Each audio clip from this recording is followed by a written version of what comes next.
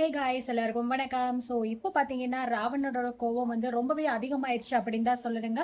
So ஒரு பக்கம் பார்த்தீங்கன்னா, நம்ம ஜனனி, சக்தி 2 பேருமே வீட்ட விட்டு வெளியில போறதா வந்து முடிவு எடுத்துட்டாங்க. என்னதான் முடிவெடுத்து இருந்தாலும் பார்த்தீங்க அப்படின்னா, இந்த விஷயத்த கேள்விப்பட்ட ராவணன் வந்து ரொம்பவே டென்ஷன் ஆகுறாரு. ஸோ இந்த மாரி சக்தி வந்து வீட்ட விட்டு வெளியில போறதா வந்து சொன்ன உடனே ராவணனுக்கு ஷாக் ஆகி வந்து, "ஏன் எதுக்காக நீங்க வீட்ட விட்டு வெளியில போணும்?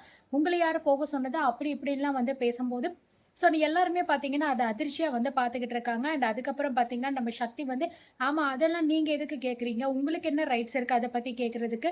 இந்த வீட்ல இருந்தா அது எங்களுக்கு செட் ஆகாது. அதனால நாங்க வீட்ட விட்டு வெளியில போறோம். அத கேட்கறதுக்கு நீங்க யாரு?" அப்படிங்கிற மாரி நம்ம சக்தி வந்து கேட்குறாரு. ராவணன் வந்து சொல்றாரு, "இல்ல அது அப்படி இல்ல சக்தி.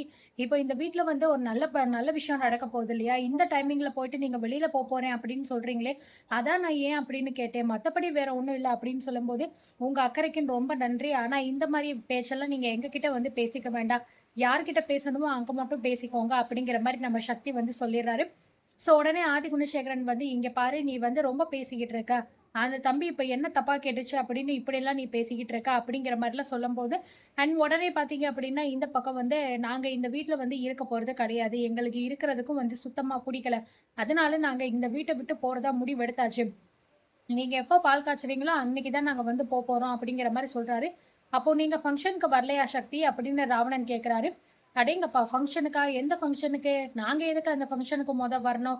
இந்த வீட்டுக்குள்ளேயே நாங்க வந்து ஏன் இருக்கோம் அப்படின்னே தெரியாம இருந்துகிட்டு இருக்கோம். இதுல நாங்க ஃபங்ஷனுக்கு வந்து அப்படி என்ன பண்ண போறோம்? அவங்களே அவங்க விழாவ எப்படி வேணாலும் நடத்திட்டு போட்டும். நாங்க வந்து அன்னைக்கு தான் வந்து பால் காய்ச்ச போறோம். இல்ல அப்படி பால் காய்ச்சுனா உங்களுக்கு ஏதாவது பிரச்சனை வரும்னா, நாங்க அடுத்த நாள் கூட போய் பால் காய்ச்சிக்கிறோம். ஆனா கண்டிப்பா நாங்க வந்து போறது உறுதி. இதுக்கப்புறமும் இந்த வீட்டுக்குள்ள நாங்க இருக்கவே மாட்டோம்." அப்படிங்கிற மாரி கட் அண்ட் ரைட்டா பார்த்தீங்க அப்படின்னா, சக்தி வந்து சொல்லிர்றாரு. நந்தினிக்கு பார்த்தீங்க அப்படின்னா, ரொம்பவே மனசு கஷ்டமா இருக்கு. இந்த மாரி வந்து ஜனனி வந்து வீட்ட விட்டு போறத வந்து சொன்னதுனால, அது மட்டும் கிடையாது. இப்ப அவங்க கிட்ட காசுமே கையில இல்ல இல்லையா? வீடு பார்க்கறதுக்கோ காசு எல்லாமே குடுக்கணும், ஜாமான் வாங்கணும் அப்படின்னு நெறையவே வந்து பேசிக்கிட்டு இருக்காங்க. இந்த நேரம் பார்த்து நம்மளுடைய நந்தினியும் பார்த்தீங்க அப்படின்னா, இந்த மாரி சொல்றாங்க. "அவ வாயிரும் வயிறுமா இருக்கிற பிள்ளை. அவள எப்படி நம்ம தனியா வந்து விட முடியும்? அவளுக்கு கண்டிப்பா ஏதாவது பண்ணணும்." அப்படிங்கிற மாரி சொல்லும்போது, கதிர் வந்து பார்த்தீங்கன்னா என்னமோ பிச்சை போடுற மாரி வந்து, "சரி, சரி எவ்வளோ வேணும்னு கேட்டு சொல்ல சொல்லு குடுத்துருவோம்." அப்படின்னு சொல்ட்டாங்க. இத கேட்ட விசாலாட்சி பார்த்தீங்கன்னா, ரொம்பவே வந்து டென்ஷன் ஆயிடுறாங்க. "என்னது? என்னமாவது குடுங்க. என்ன வேணுமோ கேளுங்க அப்படின்னு சொல்றியா? யாரு சொத்த யாரு பிரிக்கிறது? இங்க பாரு, நீ எல்லாம் வந்து ஒண்ணுத்துக்குமே லாயக்கு இல்லாதவன். உன்கிட்ட வந்து நாங்க வந்து கெஞ்சணுமா?" அப்படிங்கிற மாரிலாம் கேட்கும்போது, சக்தி வந்து கட் அண்ட் ரைட்டா சொல்லிர்றாரு. "இங்க பாருங்க அண்ணே, உங்ககிட்ட வந்து ஒத்த பைசா கூட எங்களுக்கு தேவ கிடையாது. எங்களுக்கு என்ன வேணும், எப்படி வேணும் அப்படிங்கிறத அத நாங்களே வந்து அரேஞ்ச் பண்ணிக்கிறோம். உங்ககிட்ட நாங்க எதுவுமே வந்து கேட்க மாட்டோம். அதே மாரி நீங்களும் எங்களுக்கு எதுவும் செய்யணும் அப்படிங்கிற அவசியமும் கிடையாது. எங்கள நிம்மதியா போக விட்டா மட்டுமே போதும். நாங்க போற அன்னைக்கு வந்துட்டு அத பண்ணக்கூடாது, இத பண்ணக்கூடாது, போக்கூடாது அப்படிங்கிற மாரிலாம் எந்த விதமான ரூல்ஸ் நீங்க எங்களுக்கு போடவும் கூடாது. அத நாங்க கேட்கிற மாரியான ஐடியாலும் கிடையாது." அப்படிங்கிற மாரி சொல்லிட்டு பார்த்தீங்கன்னா, உள்ள போயிர்றாங்க. கதிர் வந்து உடனே வந்து போணும்னா போய் தொலைக்கட்டும்னே. இவங்க போய் தொலைஞ்சா கூட நம்மளுக்கு வந்து ரொம்ப நல்ல நாள் ஆரம்பிக்கும் அப்படிங்கிற மாரி வந்து சொல்றாரு. இத கேட்டு ராவணனுக்கு பார்த்தீங்கன்னா, ஒரு மாரி படபடப்பாகுது. இத கண்டிப்பா வந்து விடக்கூடாது. இவங்க வேற என்னமோ பிளான் பண்றாங்க போல இருக்கு அப்படிங்கிற மாரி சொல்லிட்டு, உடனே ஆதி குணசேகரன் கிட்ட வந்து, "சார் நான் வந்து கிளம்புறேன் சார். எனக்கு ஒரு அர்ஜென்டான மீட்டிங் இருக்கு." அப்படிங்கிற மாரி சொல்றாரு.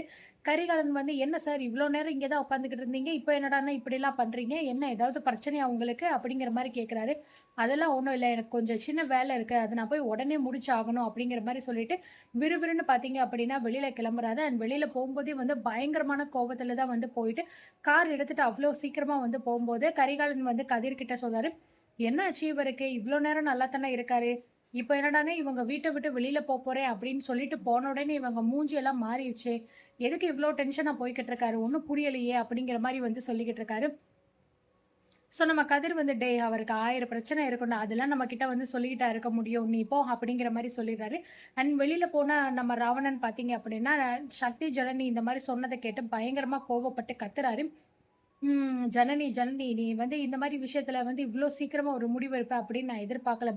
இந்த வீட்டுக்குள்ள நீ இருந்தா மட்டும் தான் உன்ன வச்சு நான் பண்ண வேண்டிய விஷயம் நெறைய இருக்கு. இந்த வீட்ட விட்டு நீ வெளியில போயிட்டா, அப்ப எப்படி என்னால நான் நெனச்சத வந்து பண்ண முடியும்?